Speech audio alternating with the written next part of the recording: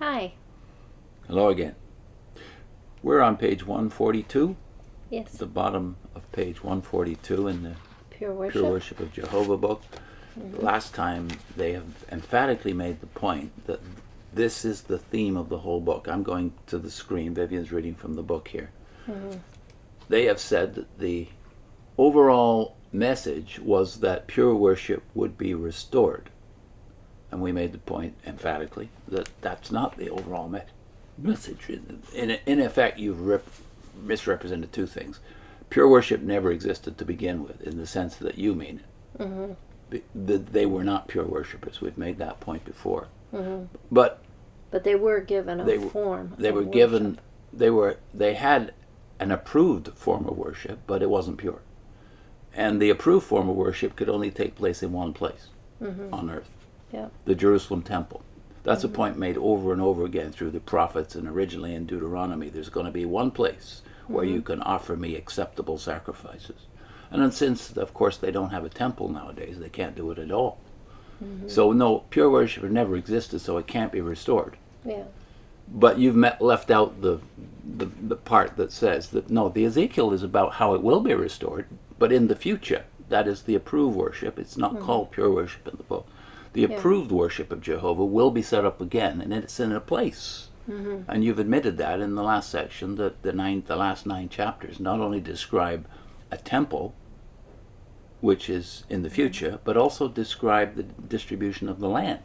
Yeah. So you seem to have forgotten that already, and we also made the point that they've left out chapters 38 and 39, the Gog of Magog chapters, which might explain why they don't seem to notice that their argument goes nowhere. Here's the argument anyway. This is in paragraph 18 on page 142. Second, was the vision meant to be taken literally? No. Ezekiel and his fellow exiles to whom he described his vision, and now there's 2 pages of pictures. Now we're on page 145, by the way. Right? 146. 146. 146. There's 3 pages. 3 pages of pictures. Yeah. Let me read that again, because I'm skipping down the page here on the screen. No, Ezekiel and his fellow exiles to whom he described his vision likely saw immediately that it was not meant to be taken literally. Why not? Recall that Ezekiel saw this temple on a very high mountain. While that tied in nicely with Isaiah's prophecy, it did not fit the physical location of the temple.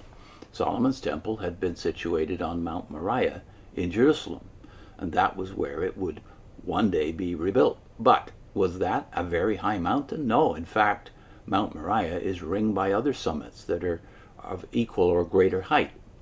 Also, the temple complex that Ezekiel saw was huge. With its broad perimeter enclosed by a wall, it was too large to fit on top of Mount Moriah. It would not even have fit within the city limits of the Jerusalem of Solomon's day. Then, too, the exiles surely did not expect that a literal river would flow from the temple sanctuary and then empty into the Dead Sea, where it would heal those lifeless waters. Finally, the mountain terrain of the Promised Land did not allow for straight parallel borders between the tribes, as described in the vision. So the vision did not suggest a literal interpretation. I think it's funny how they just state things like, well, of course they didn't believe what Scripture said. I think they would have believed it, that the water river would flow into the Dead Sea and heal it. That's what it says. That's a miracle. Yeah. That'd be fantastic. You say, oh well, no, they wouldn't have believed that. Well, what about all these arguments, though, in this very long paragraph? What about all these arguments about, well, the geography and the topography can't. It just cannot be. You don't think that anything can change. And in those chapters that they have left out, Gog and Magog chapters 38 and 39, what does it say? Change in the way the geography is. Let's read it, even from the New World Translation. Let's just read the relevant passage in the description of what God will do when Gog of Magog attacks. What will happen, according to 38. What's the verses? Verses 18 to 20. Yeah, 18 to 20. On that day, the day when Gog invades the land of Israel, declares the sovereign Lord Jehovah, my great rage will flare up. In my zeal, in the fire of my fury, I will speak, and in that day there will be a great earthquake in the land of Israel.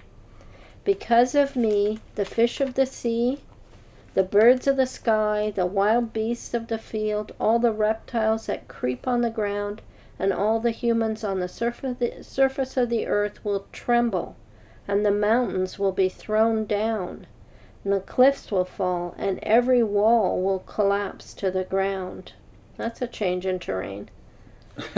So how could you miss this point, unless you're just forgetting, conveniently, that this is there? And is this an earthquake like any other earthquake we've ever seen on the planet before? No. No, obviously not. So you might remember in Revelation chapter 6, in the four horsemen of the apocalypse, in the sixth seal is opened, and there's an earthquake.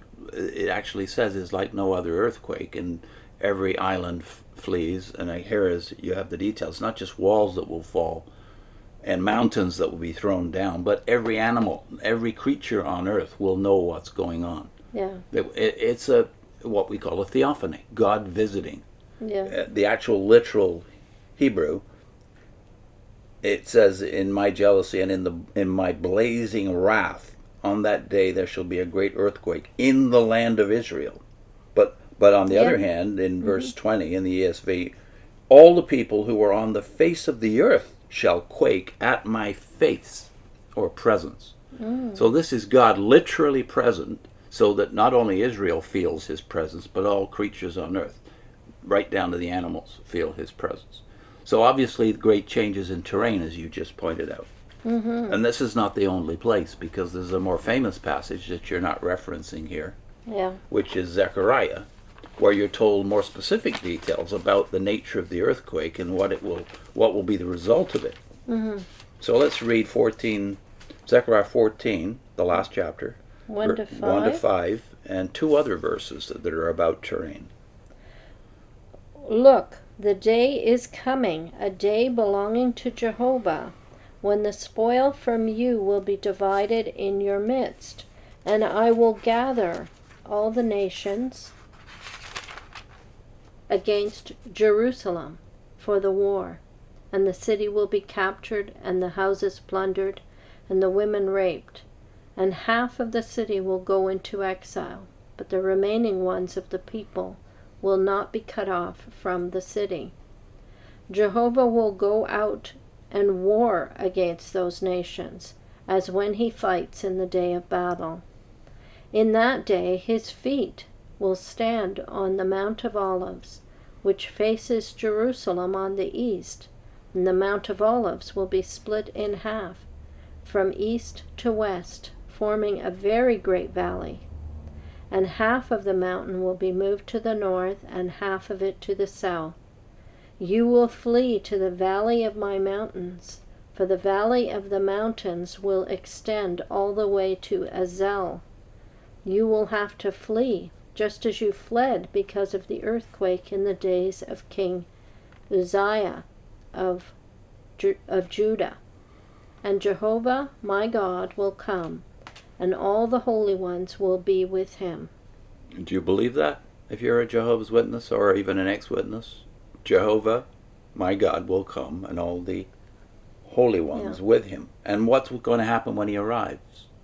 The mountain, that is a specific mountain, the Mount of Olives, which is, yes, to the east. It gives you the geographical directions. And something will happen. A valley will be created. Well, valleys and mountains are being recreated here, aren't they? Yeah. What about your objection that when this all happens, well, it still we couldn't redistribute the land because the land is mountainous and you can't draw straight lines like Ezekiel sees the scene. Well, that's also dealt with right in the same passage a bit further down.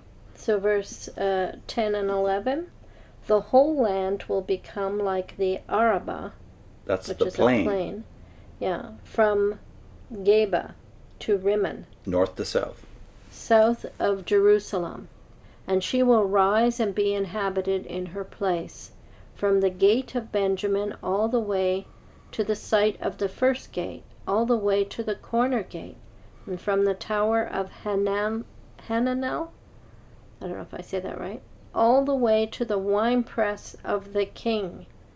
And the people will inhabit her, and there will never again be a curse of destruction, and Jerusalem will be inhabited in security.